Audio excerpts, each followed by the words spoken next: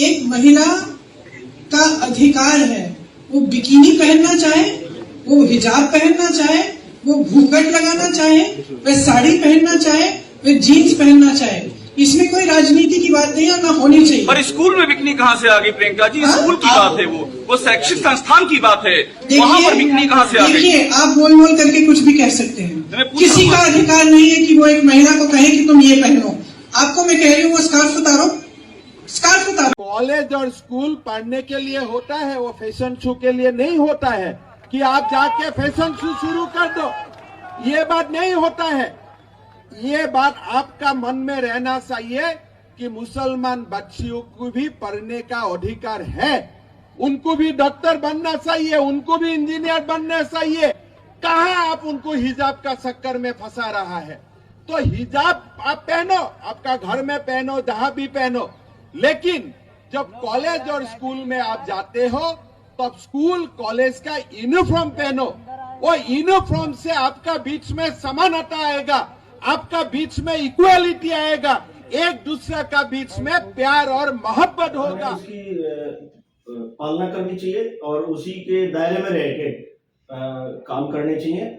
उसके अलावा हमें अपने मौलिक अधिकार जो है, इसका मतलब ये नहीं है कि आप सरकारी विभाग में या स्कूलों में किसी भी तरह से कुछ भी पहन के आ जाएं।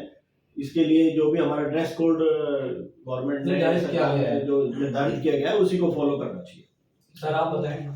इसमें सबसे पहले तो मैं कहूंगा कि हिजाब के मुद्दे के ऊपर जो स्टेट गवर्नमेंट ने जो अपना ड्रेस कोड रखा है वो जैसे रखा है उसको फॉलो करें, लेकिन उसके अंदर राजनीति ना करें, क्योंकि आज का टाइम ऐसा है। क्योंकि एक चीज में अगर कहीं बदलाव की जरूरत है और पब्लिक बदलाव चाहती है, उसमें राजनीतिक रूप दे दिया जाता है, वो ना हो। कि ये हिजाब का जो मुद्दा है एकदम से कहाँ से टपक पड़ा, कहाँ से आ गया? एकदम से नहीं आया है।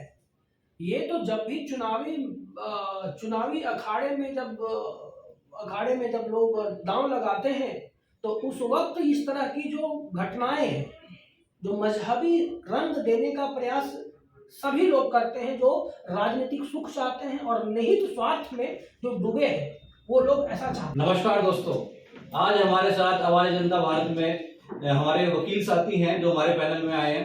आप सभी का स्वागत है। पहले तो अभी जो करंट में मुद्दा चल रहा है हिजाब का, उस पे आप सभी की क्या राय है, वो उसके ऊपर हम बात करते हैं। अंकुर जी आप बताएं। सर, भारत जो है ना एक लोकतांत्रिक देश है और देश हमारा जो चलता है वो संविधान से चलता है, ना कि आप शरिया कानून लागू कर दोगे। स्कूल में हमें सिखाया गया कि हम इक्वलिटी है। ड्रेस कोड क्यों लाया गया? ड्रेस कोड का कोई मतलब ऐसा नहीं था कि कुछ अलग से बनाया जाए।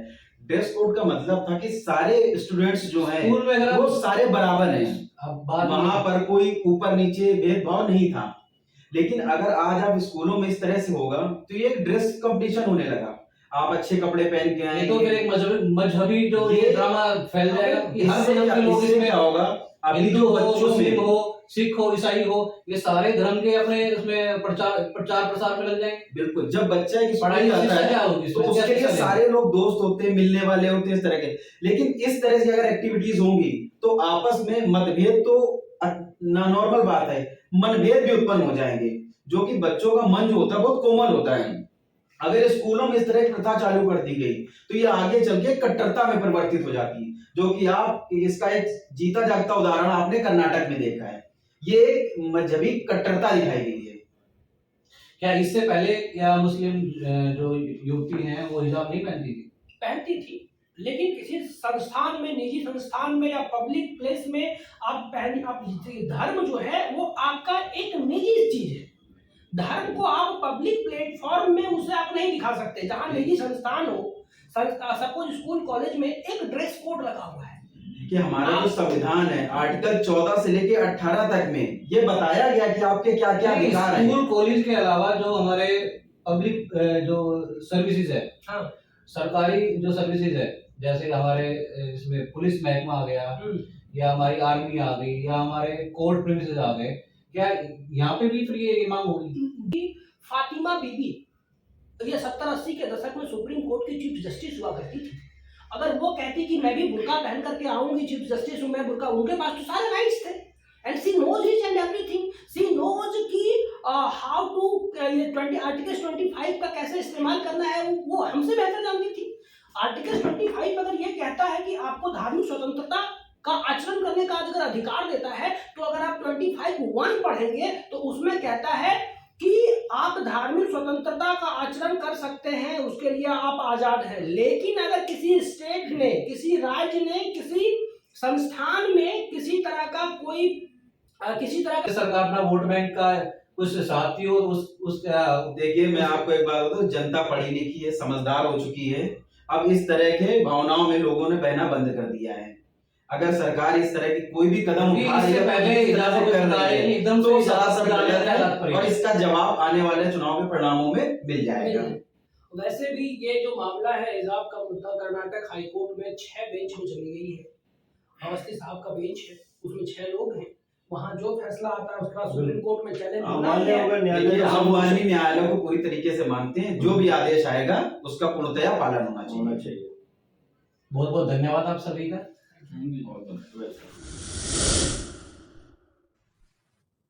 We are of the considered opinion that wearing of hijab by Muslim women does not form a part of essential religious practice in Islamic faith. The answer to our second question is we are of the considered opinion that the prescription of a school uniform is only a reasonable restriction constitutionally permissible which the students cannot object to. The answer to third question is in view of above, we are of the considered opinion that the government has power to issue the impugned government order dated 5/2/2022 and no case is made out for its invalidation. The answer to fourth question is we are of the considered opinion that no case is made out in writ petition number 2146/2022 for issuance of a direction for initiating disciplinary inquiry against respondents 6 to 14. The prayer for issuance of writ of quo warranto against respondent number 15 and 16 is rejected, being not maintainable. Accordingly, in the above circumstances, all these writ petitions being devoid of merits are liable to be and accordingly are dismissed. In view of dismissal of these writ petitions, all the pending applications pale into significance and are accordingly disposed of. And one statement on behalf of all of us, we are grateful that in spite या तुम हिजाब छोड़ो। अरे भैया कैसे होगा? संविधान में मुझे इजाजत है कि मैं फ्रीडम ऑफ कॉन्शियंस के तहत अपना हिजाब भी पहनूं और शिक्षा भी हासिल करूं, इससे देश मजबूत होगा।